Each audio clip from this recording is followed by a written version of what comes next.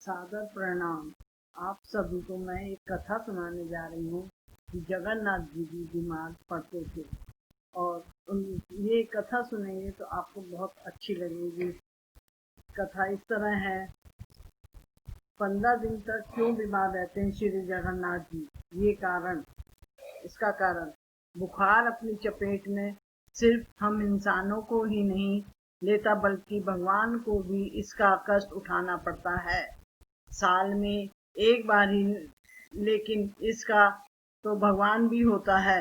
हाँ, आपको जानकर आश्चर्य हुआ होगा, लेकिन आपको बता दें कि जगन्नाथ स्वामी जी पूरी दुनिया को रोगों से मुक्ति लाते हैं। वे स्वयं हर साल ज्येष्ठ मास की स्नान पूर्णिमा के दिन बीमार पड़ जाते हैं।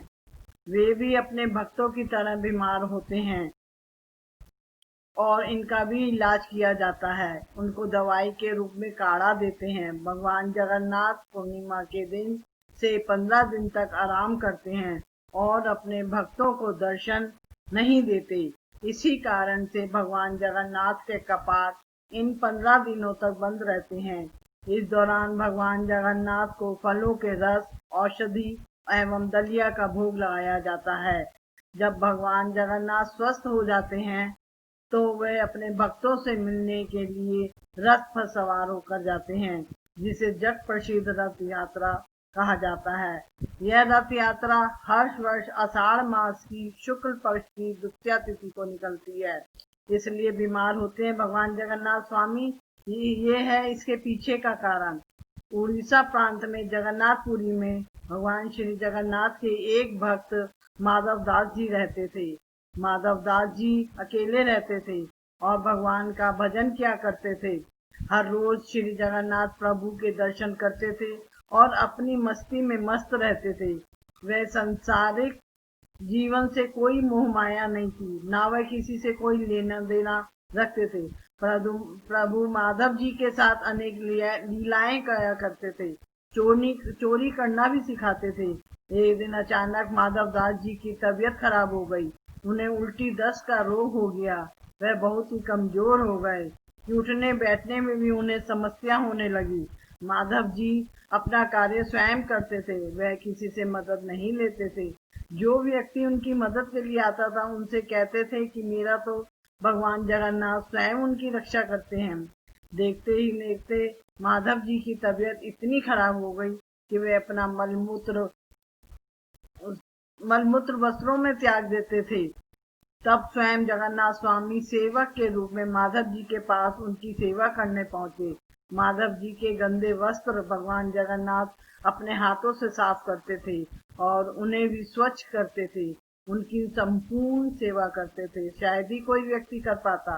जब माधव दास जी स्वस्थ हुए, उन्हें होश आया, तब भगवान जगन्नाथ जी को इतनी सेवा करते देख वे तुरंत पहचान गए कि ये मेरे प्रभु ही हैं।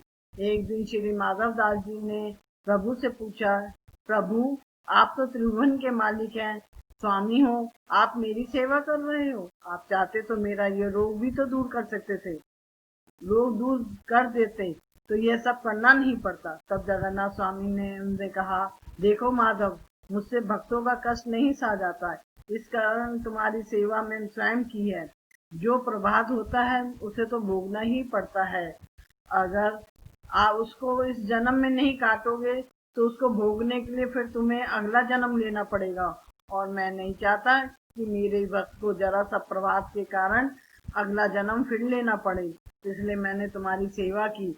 लेकिन अगर फिर भी तुम कह रहे हो तो भक्त की बात भी नहीं टाल सकता। अब तुम्हारे प्रभात में ये 15 दिन का रोग और बचा है, इसलिए 15 दिन का रोग तू मुझे दे दे। 15 दिन का वो रोग जगन्नाथ प्रभु ने माधव दास जी से ले लिया। तब से भगवान जगन्नाथ जी इन 15 दिनों बीमार रहते हैं।